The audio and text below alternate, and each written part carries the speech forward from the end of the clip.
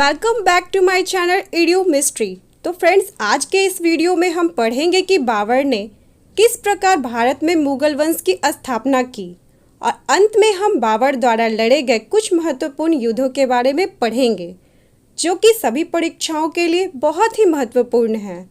तो इस प्रकार के वीडियो के लिए हमारे चैनल ईडियो मिस्ट्री को सब्सक्राइब करें। तो चलिए शुरू करते हैं आज का यह वीडियो। बाबर का जन्म 24 फरवरी 1483 ईस्वी को फरगाना में हुआ था।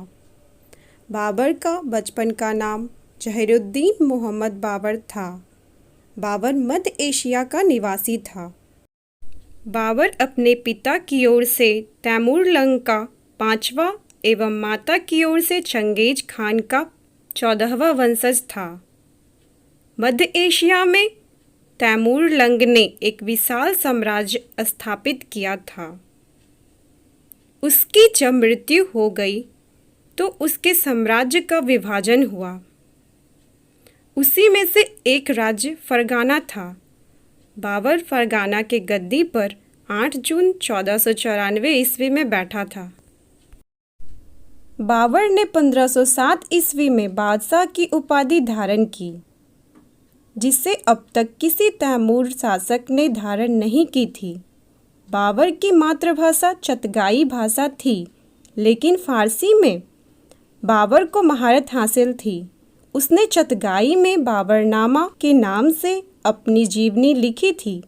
1526 ईस्वी में पानीपत के प्रथम युद्ध में दिल्ली सल्तनत के अंतिम वंश लोदी वंश के सुल्तान इब्राहिम लोदी की पराजय के साथ ही भारत में मुगल वंश की स्थापना हुई थी।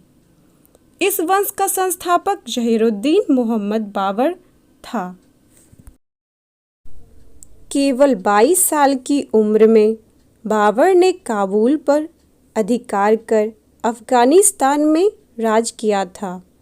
बाबर ने भारत पर 5 बार आक्रमण किया। बाबर को भारत पर आक्रमण करने का निमंत्रण पंजाब के शासक दौलत खान लोदी और मेवाड़ के शासक राणा सांगा ने दिया था। बाबर का भारत में प्रथम अभियान 1519 ईस्वी में यूसुफजाई जाति के विरुद्ध था। इस अभियान में बाबर ने बाजौर और भेरा को अपने अधिकार में कर लिया। पानीपत के प्रथम युद्ध में बाबर ने पहली बार तुलुगमा युद्ध नीति एवं तोपखाने का प्रयोग किया था। उस्ताद अली एवं मुस्तफ़ा बाबर के 2 प्रसिद्ध निशानेबाज थे, जिसने पानीपत के प्रथम युद्ध में भाग लिया था। इब्राहिम लोदी मध्यकाल का प्रथम शासक था जो युद्ध स्थल में मारा गया। बाबर को अपनी उदारता के लिए कलंदर की उपाधि दी गई। खानवा युद्ध में विजय के बाद बाबर ने गाजी की उपाधि धारण की। करीब 48 वर्ष की आयु में 26 दिसंबर 1530 ईस्वी को आगरा में बाबर की मृत्यु हो गई। प्रारंभ में बाबर के शव को आगरा के आराम बाग में दफनाया गया। बाद में काबुल में उसके द्वारा चुने गए स्थान पर दफनाया गया। बाबर ने अपनी आत्मकथा बाबरनामा की रचना की, जिसका अनुवाद बाद में फारसी भाषा में अब्दुल रहीम खाने खाना ने की। अपनी आत्मकथा में बाबर ने औपचारिक वर्गों की योजनाओं और उनके बनाने में अपनी रुचि का वर्णन किया है। बाबर प्रसिद्ध नक्शबंदी सूफी ख्वाजा उबैदुल्ला अहरार का अनुयायी था। बाबर का उत्तराधिकारी हुमायूं था। तो आइए देखते हैं बाबर द्वारा लड़े गए प्रमुख युद्ध, जो इस प्रकार हैं। तो पहला युद्ध था पानीपत का प्रथम युद्ध, जो कि 21 अप्रैल 1526 ईस्वी को इब्राहिम लोदी और बाबर के बीच लड़ा गया था और इस युद्ध में बाबर विजय हुआ। इस युद्ध में बाबर ने पहली बार तुलुगमा युद्ध नीति का इस्तेमाल किया था। पानीपत के इस युद्ध में लूटे गए धन को बाबर ने अपने सैनिक अधिकारियों, नौकरों एवं सगे संबंधियों में बांट दिया। इसी बंटवारे में हुमायूं को वह कोहिनूर हीरा प्राप्त हुआ जिसे वह ग्वालियर के नरेश राजा विक्रमजीत से छीना गया था।